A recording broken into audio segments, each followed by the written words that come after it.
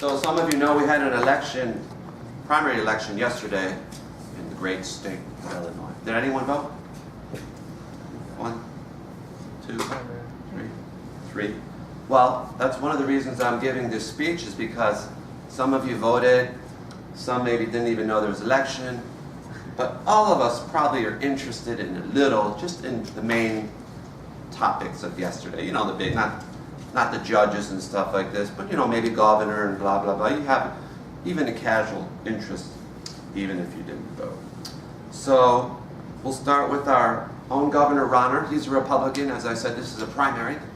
And believe it or not, we all know Rauner. He's not very popular in the state of Illinois. He's a rich guy, and he comes across as indifferent to the average working guy. But this Rauner guy, he almost lost. He was challenged in the Republican primary by pretty much an unknown state representative, a lady, Jean Ives, and she almost beat him, something unheard of. He only won by 1 or 2 percentage points. Did anyone catch that in the news? It was pretty shocking. So that was one of the first headlines of yesterday. Now, another headline, Cook County Assessor, Joe Barrios. Has anyone ever heard of him? Yeah. Well, a lot of people look at this guy. He's part of the Chicago machine. He's the Cook County Assessor. He's always giving breaks to large corporations or huge apartment complexes to get their real estate taxes reduced. And for many, many years, everyone has been trying to get rid of him, but they never seem to beat this guy. He's part of the machine. But yesterday, he was beaten. Another shocking outcome in yesterday's election. Don't fall asleep, Steve. But you voted. Did you vote for Joe Barrios? No. No? Okay. Our next interesting election yesterday was a congressional race for congressman.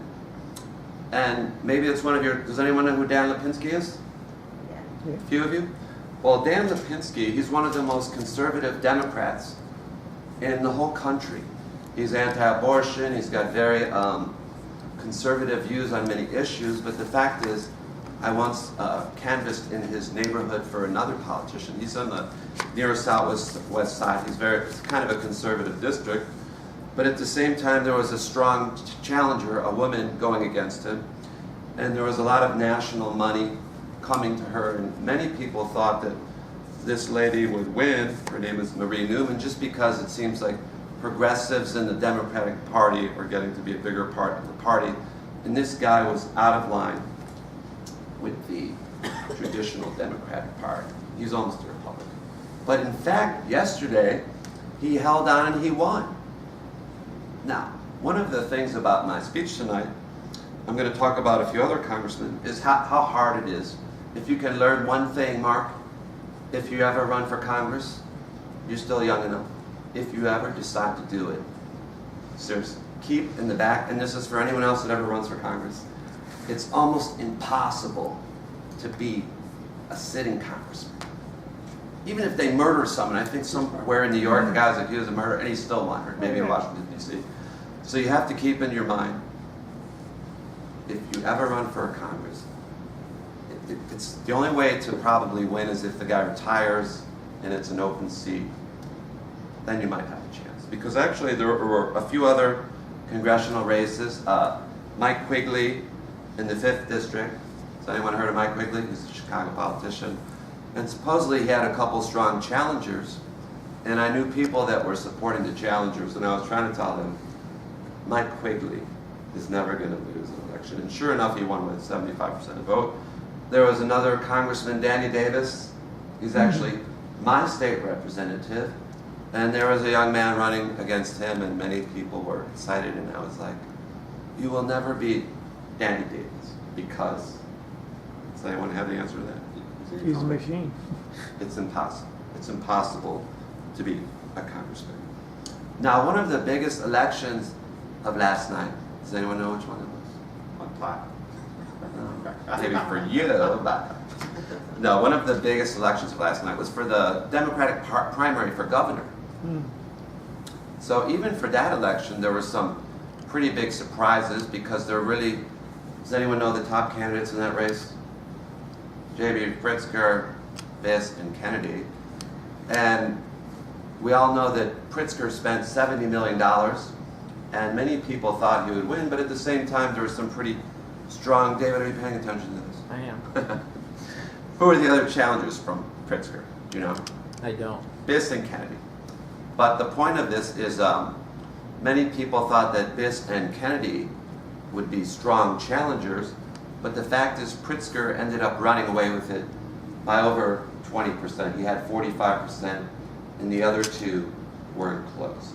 So the thing we can learn from that is the amount of money he spent, $70 million, just overwhelmed his competition. And another thing we can learn from that again, with this election for the Democratic primary for governor, and also for on Ronner's side where he was almost defeated, is that the participation rate, even though David says there's more democracy than ever, actually the participation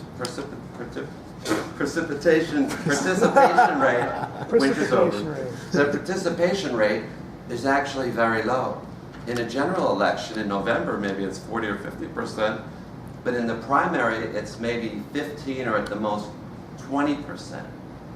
So the reason why I'm giving you all this information, and the one or two things you can learn from this speech, is if we want to change some of these things where we don't get the same candidates winning over and over again, we need higher participation rates where more people vote and more people follow the issues and know what's going on, because if we don't, we're just going to have the big money constantly winning the elections.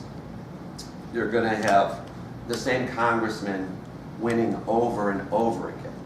And this is really what you can learn from yesterday. And the one thing you can learn to where participation rate does make a difference is if you look at the Republican primary for governor, this lady who was pretty much a nobody, she almost beat Governor Ronner, who's almost a billionaire.